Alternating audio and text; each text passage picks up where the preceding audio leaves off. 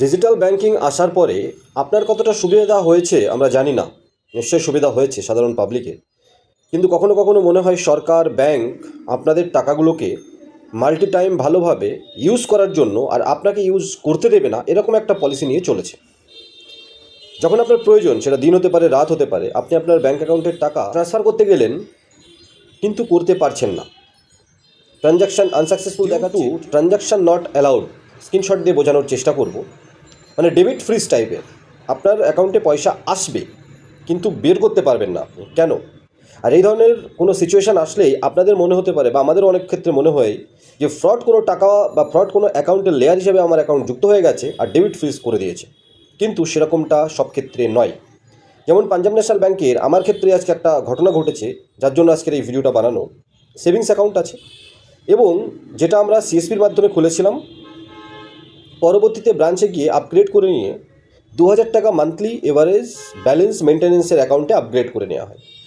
হঠাৎ করে গতকাল ট্রানজ্যাকশান করতে পারছি না, যদিও খুব বেশি ট্রানজ্যাকশান হয় না, কিন্তু তবুও আজ সকালে ব্রাঞ্চে গিয়ে জানা গেল যে কোনো ফ্রড অ্যাক্টিভিটিসের লেয়ার হিসাবে বন্ধ হয়নি, হয়েছে ট্রানজ্যাকশান লিমিট পার হয়ে গেছে।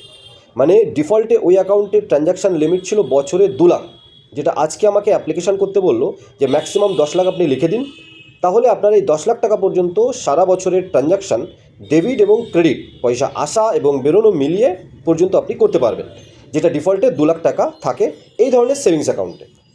তো আপনার ক্ষেত্রেও খানিকটা সেরকম হতে পারে। ডেবিট ট্রানজ্যাকশান বন্ধ হয়ে গেলে টাকা বের করতে পারছেন না, ভয় পাবেন না, ব্যাংকে গিয়ে কথা বলুন, ব্রাঞ্চে কথা বলুন। কোনো যদি সাইবার ক্রাইমের কমপ্লেন হয়, লেয়ার হিসাবে টাকা, ফ্রডের টাকা ঢুকেছে বা বেরিয়েছে এরকম করে ব্লক হয়, তার একটা আলাদা প্রসেস আছে। আর বেশিরভাগ ক্ষেত্রে ব্রাঞ্চ আজকে বলল যে লিমিট শেষ হয়ে যাওয়ার জন্য পরে আমরা তাদের কেওয়াইসি, আধার কার্ড, প্যান কার্ড আর সাথে একটা লিমিট বাড়ানোর যে ফর্ম আছে সেই ফর্মটা ফিল করে দিতে হচ্ছে।